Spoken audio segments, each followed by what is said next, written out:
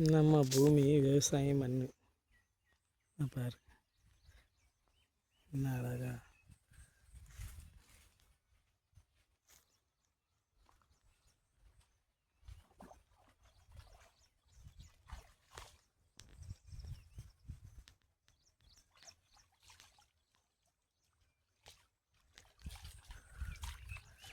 பருத்தி தோட்டம்,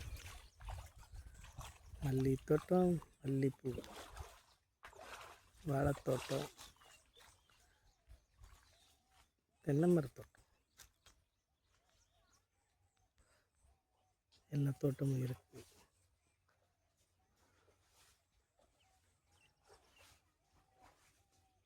வேலை பார்க்குறாங்க. நானுங்க தான் வேலை பார்த்துட்ருக்கேன். பையன் மாப்பிள்ளை வேலை பார்த்துட்ருக்கேன்.